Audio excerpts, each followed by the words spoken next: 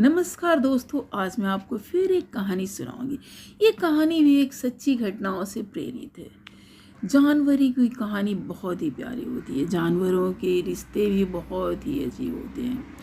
एक जंगल के किनारे एक गांव था। वहाँ आदर्श नाम का एक लड़का रहता था। आदर्श का कोई दोस्त नहीं था, इसलिए ज़्यादातर समय वह पहाड़ी इलाकों में घूमते हुए अकेले ही गुजारता था। एक दिन आदर्श एक पहाड़ी के पास घूम रहा था। अचानक उसे एक छोटा सा सारस पक्षी का बच्चा दिखाई दिया। उसे देखते ही आदर्श उसके पास पहुंच गया। सारस घायल था। आदर्श उसे अपने साथ अपने घर ले आया और उसका इलाज करने लगा।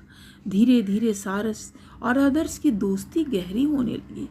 आदर्श जहाँ भी जाता सारस उसके पीछे पीछे उड़ता हुआ पहुंच जाता।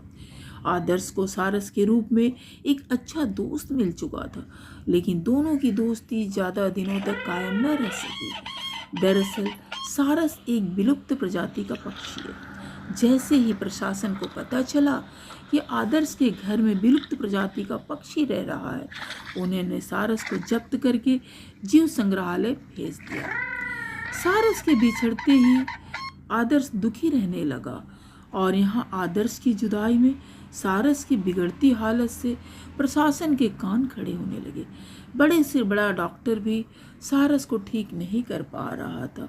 वह सारस की बीमारी का कारण नहीं समझ पा रहे थे। मजबूरी में जीव संग्रहालय के कर्मचारी आदर्श को बुलाते हैं।